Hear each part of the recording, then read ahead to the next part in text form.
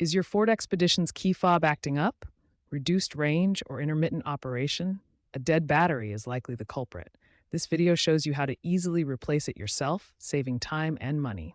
This guide applies to 2018-2024 Ford Expedition models.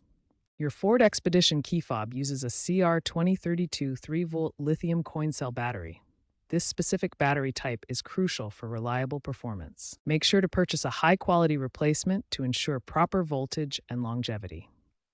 Avoid cheaper alternatives like CR2025, as they have different specifications and can cause malfunctions in your key fob. You can find CR2032 batteries at most drugstores or online. Look for reputable brands with child safety features.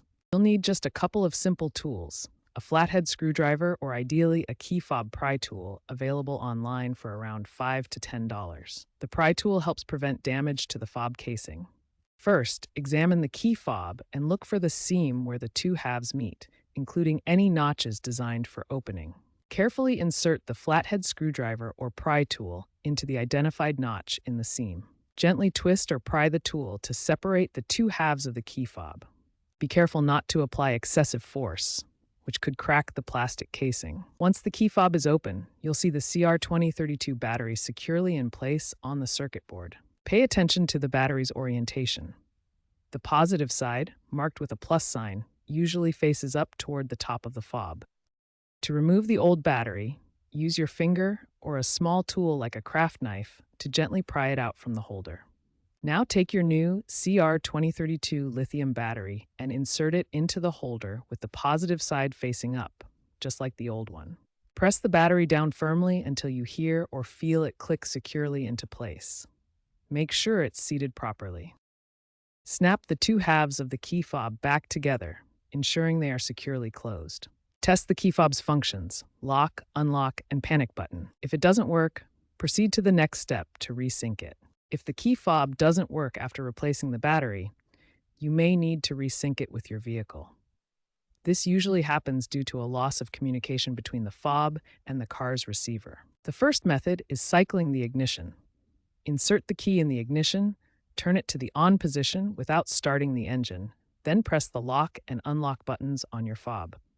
Turn the ignition off and remove the key. This often restores the connection. If cycling doesn't work, try the Ford Pass app. Open the app, go to your vehicle settings, and look for options to add or sync a key.